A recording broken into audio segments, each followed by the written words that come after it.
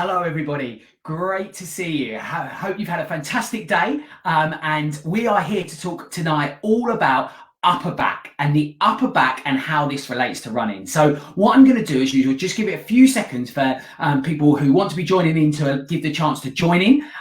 If you're joining us today, drop a comment, let me know you're here, let me know you can see me, hear me, where you're joining us from today. Hi Diane, see you already enjoying us, great to see you all. Hope, as I say, you've been enjoying your day, possibly some mixed weather where you are, but if you've been out running, hope you've had a good one.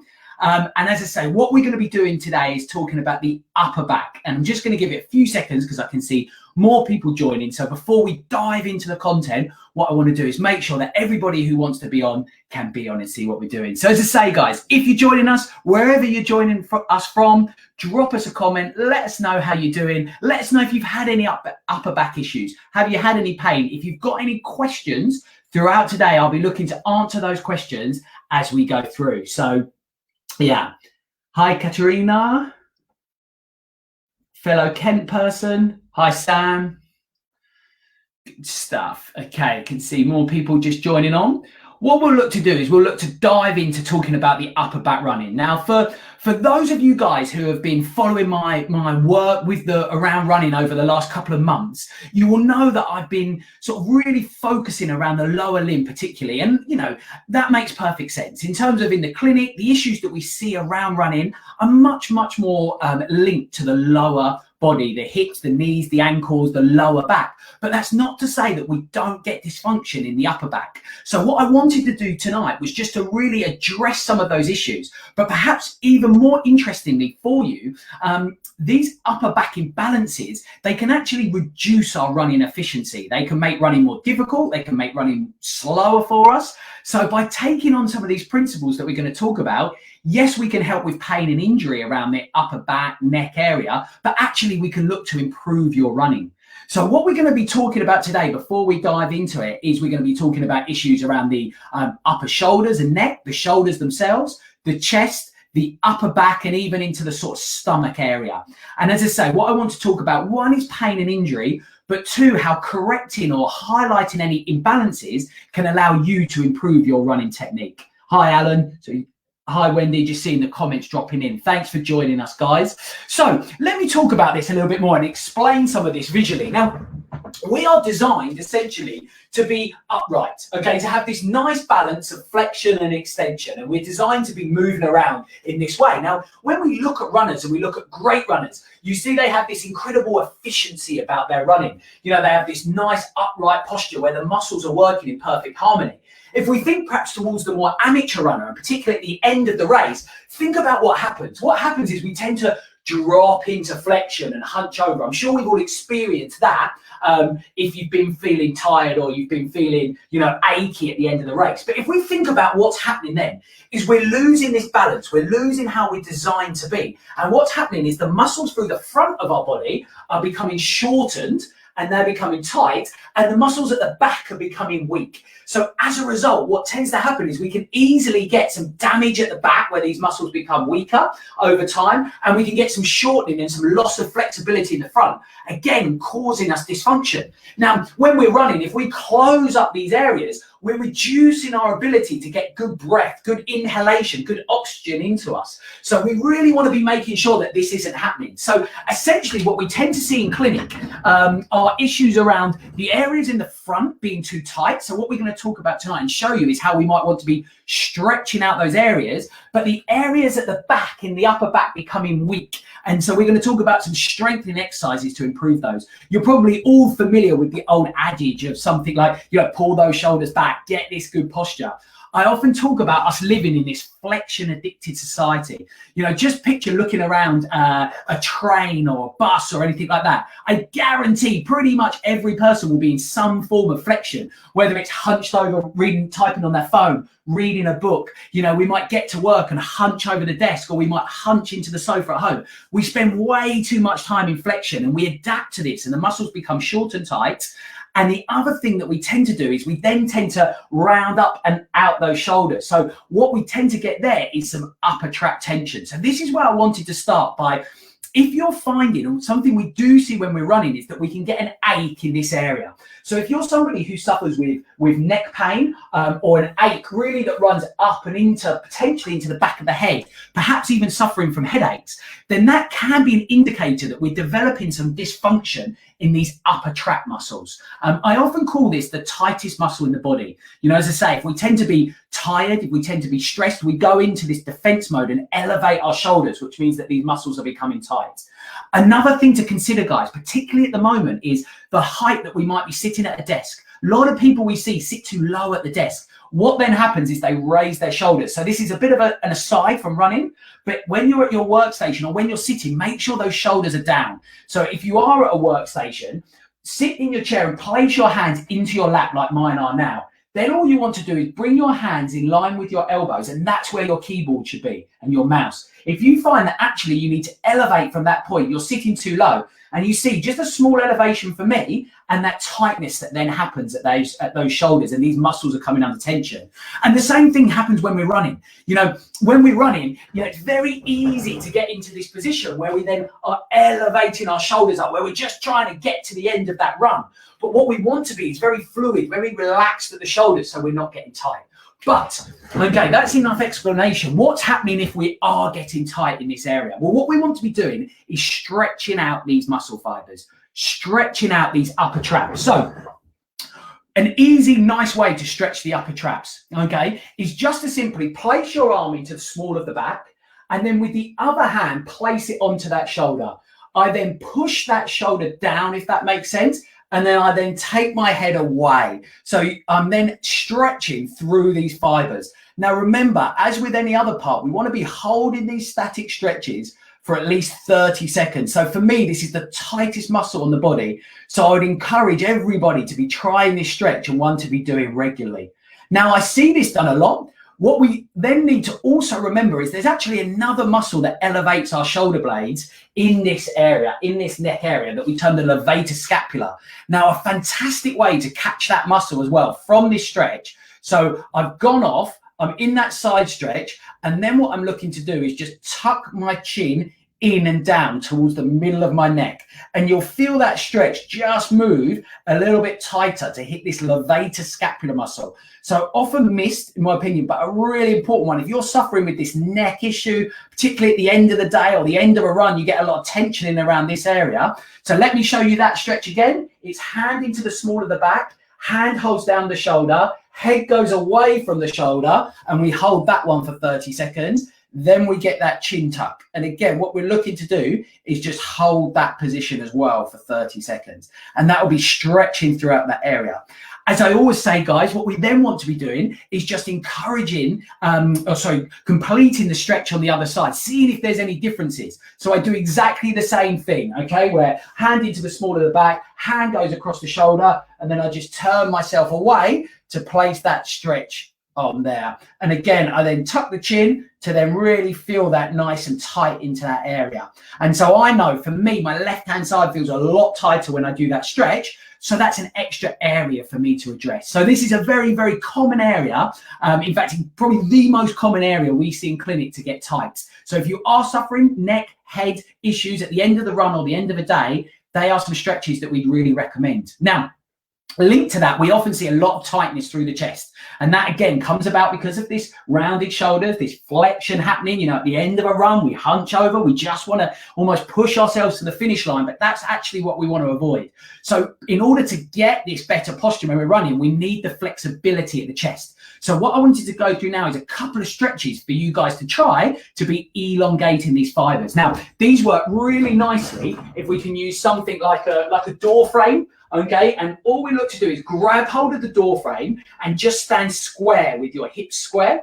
Okay, a nice straight line. Now from this position, my hips stay pointing square, but my top half, my chest, just rotates away from that door frame. And what I feel is a pull running right the way through that chest, through this pec muscle that, as I say, in most people will be tight. So you'll be feeling that stretching through there. And again, we just look to be holding this right the way up for 30 seconds. We go all the way through. And then we slowly look to come out of that stretch. Now, again, we've got a group of muscles in here. So another way to catch that group would be to do the same stretch, but to come into a bent arm, okay? So it's the same thing, hips square, and then my chest just rotates. And you'll feel that probably even tighter to the armpit. You're hitting what we term the pec minor muscle in there, which has a real common instance of becoming tight. If you want to feel that stretch even more, once you're in the stretch, just slide the arm a little bit further up and you'll feel a really good stretch through that area. And again, we're just looking to hold this for 30 seconds.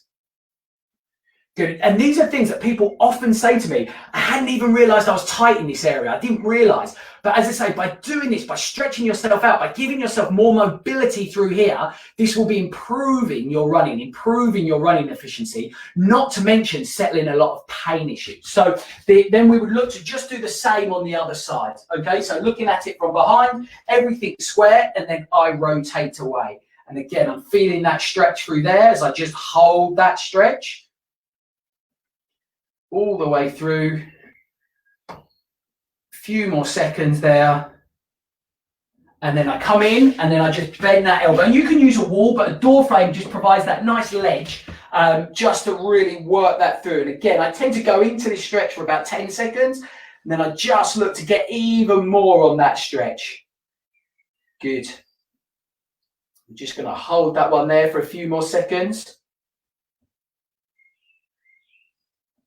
Great stuff. And now what I want to move on to now is one of my favorite stretches, because this stretch really looks to work. It opens up the chest, but it also increases our thoracic, which is the top of our spine, mobility. I think this is a great one to do, particularly at the end of the run where we might be tight. And it's a good one to compare perhaps before a run and after a run. Now, for this stretch, what we look to do is we lie down on the floor.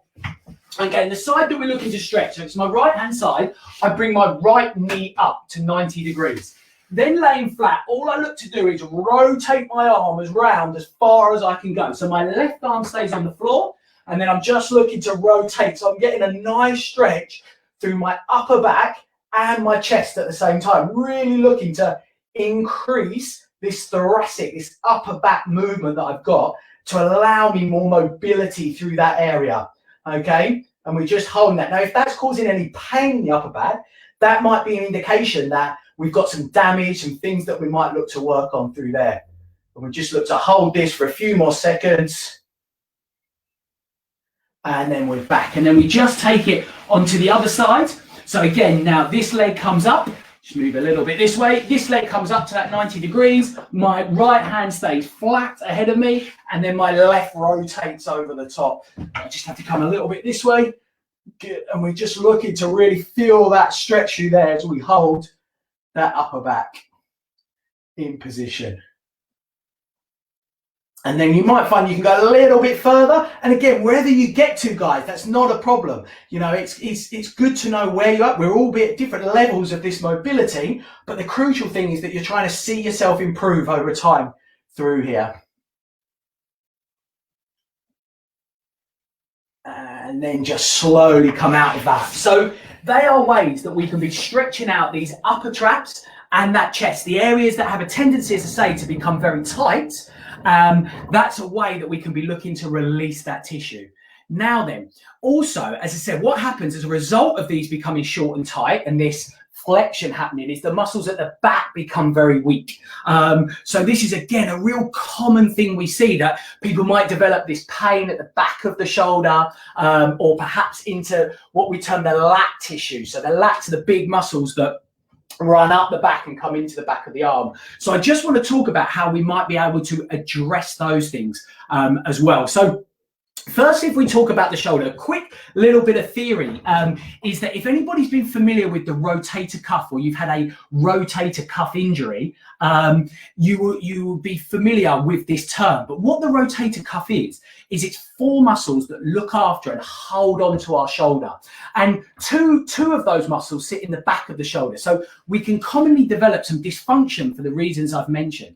So a quick assessment for you guys to do on yourself, again, is I'll just stand with my back to the camera, but this is just to check your shoulder mobility out. Now, what you do is you take one hand and you reach it as far up as you can, up the spine, and just work out where that one gets to. relax, and then we do the same with the other one. So I find that much easier on my right-hand side than my left-hand side. I find that movement much more difficult. So that's telling me that these muscles at the back on the left-hand side are getting quite tight. So that's an area that I want to be addressing. And I can do that by doing this as a stretch. And I'm going to talk in a second about how we can extend that stretch a little bit. Okay, then what we can look to do is go the other way. So what I mean by that is I can then reach down my spine as far as I can go, mark that point, and then again I compare on the other side, which doesn't quite feel, feels kind of the same for me. So again, what I'm highlighting there is that issue here.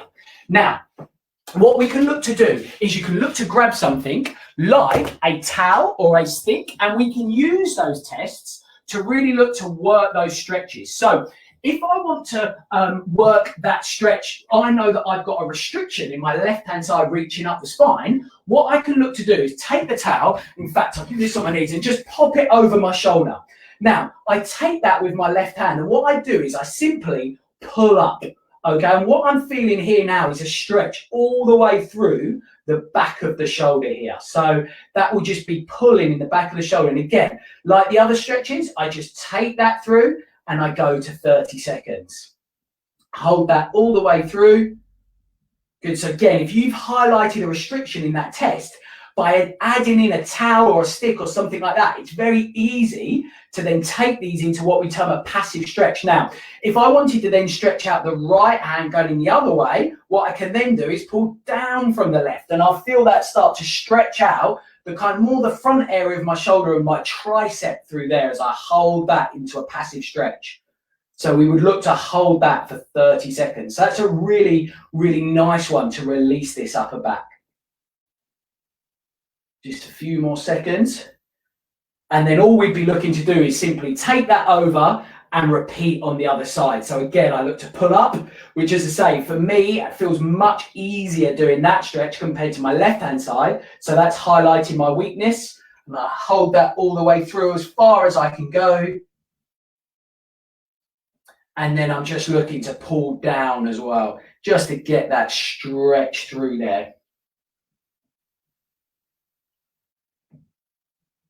Now, another area where you might feel some dysfunction or some discomfort, guys, in particular, is all around this upper back. And a lot of the time that can be as a cause of some structures like the lats here. So what I wanted to talk about before we move on to strengthening the upper back to finish is just a stretch for a lats, because it's one of my favorite stretches. And I've mentioned this before in some of the previous things that we've done, but if you haven't seen this one, what we look to do is we go down onto our hands and knees. And then what we look to do is simply reach underneath. Let me come more onto view. So all I'm looking to do is really reach round underneath as far as I can go. It works great if you've got something to grab hold of, like a table leg or something like that, to really get a nice stretch through that upper back. And you would just hold that there right the way through to 30 seconds. Then you'd look to come back, and then we could just repeat that on the other side. So again, I'm just reaching under and just looking to hold that stretch all the way through. And again, after sort of 15 seconds, I can just reach a bit further as my lat starts to relax. And relax off. Okay, so that's kind of a series of stretches to allow you to be really releasing this upper back, helping with your running, helping with any pain.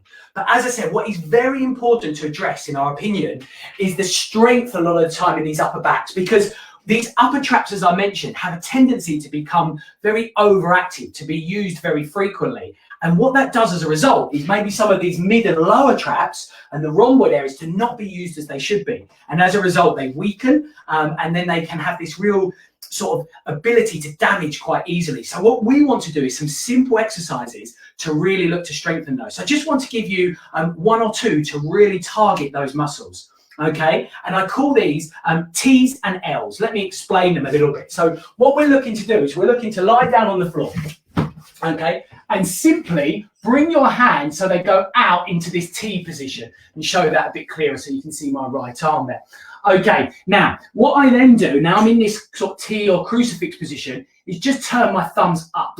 Okay, now the exercise, I lay nice and flat, keep my neck in a comfortable position, and I simply look to bring those arms back. And what you should be feeling is almost a pinching sensation in between those shoulder blades. So again, if you're someone who suffers with pain in those shoulder blades, this is an area that you can really look to work with some of these strengthening exercises, because if we strengthen these up, the upper traps will start to relax a little bit as well, because they're being helped out by the muscles that they should be.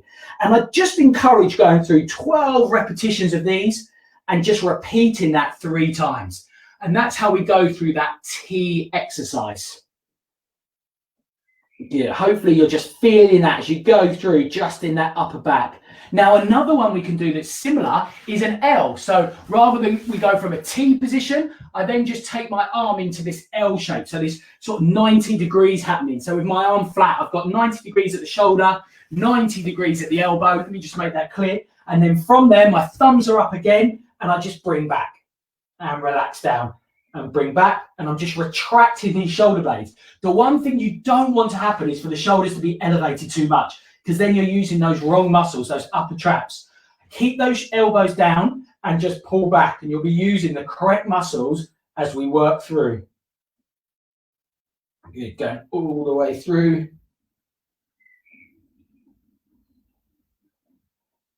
We're going up to 12 reps.